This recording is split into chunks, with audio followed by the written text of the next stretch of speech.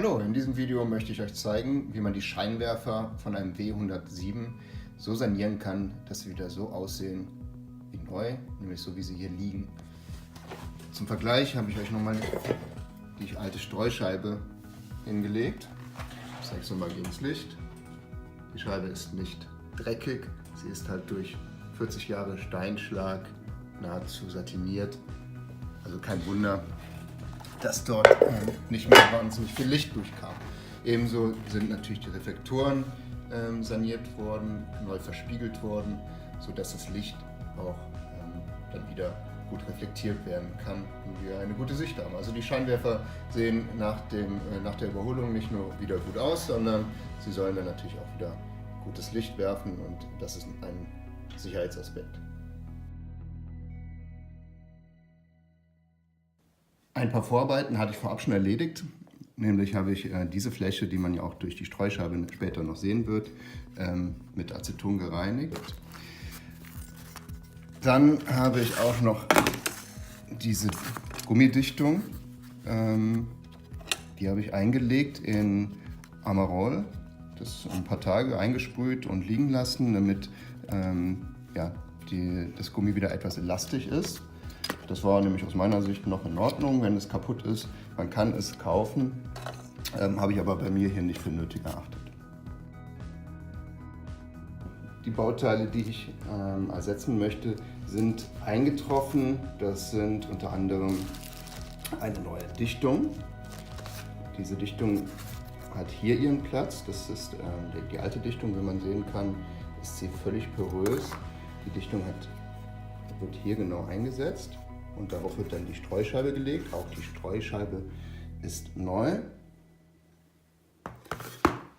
Gestern eingetroffen sind die renovierten Reflektoren. Die sind völlig neu verspiegelt worden. Ich habe jetzt hier noch die Klarsichtfolie drum, damit ich das nicht mit Fingerabdrücken versaue. Ebenfalls eingetroffen sind ein Satz neuer Stellschrauben. Wie man hier sieht, die alten sind völlig verrostet, teilweise auch durchgerostet, gebrochen.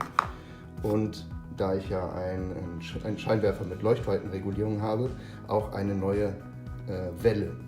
Wo die genau eingesetzt wird, zeige ich gleich, aber das ist das alte Teil und wie man sehen kann, auch dieses ist völlig verrostet und gebrochen.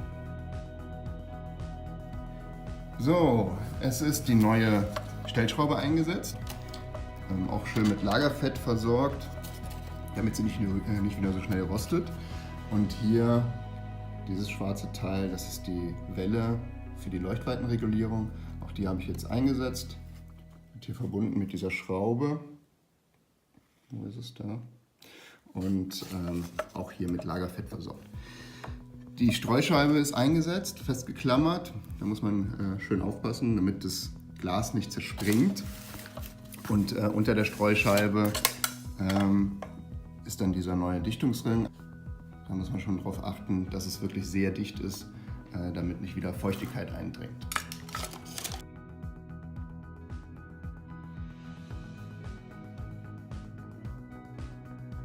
Im nächsten Arbeitsschritt werde ich dann den neu verspiegelten Reflektor einsetzen.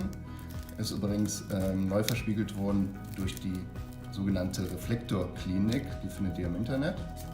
Ich meine, die haben einen ganz guten Job gemacht.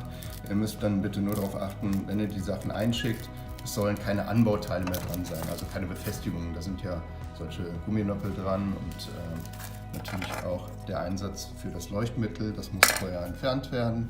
Am besten macht ihr euch vorher ein Foto, damit ihr seht, wie das Ganze aussah und wieder aussehen sollte.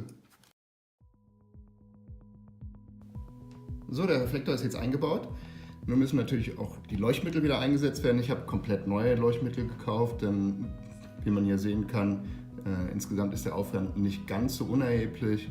Da lohnt es sich dann auch, neue Leuchtmittel einzusetzen, damit man das nicht allzu oft wieder wiederholen muss. Hier habe ich ein passendes Leuchtmittel gekauft für das Abblendlicht. Das ist ein H4.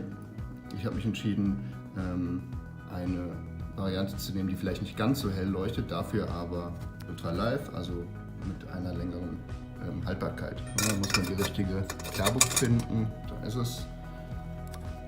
Hier ist auch das Parklicht auch ausgetauscht und hier, wie gesagt, auch die Birne für das Blinklicht. Das Ganze hier eingesetzt und dann zugeschraubt. So. Eine Hand, aber es geht.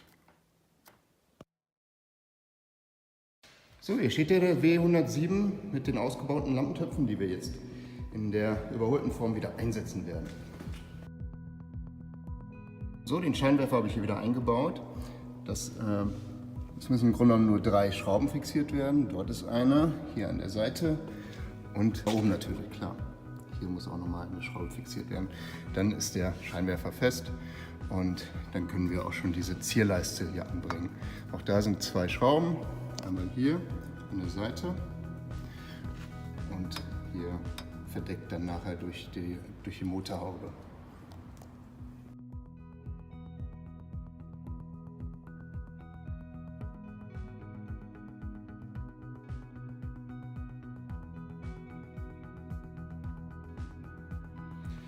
Ich bin mit dem Ergebnis sehr zufrieden und ich freue mich, dass ihr mir zugeschaut habt.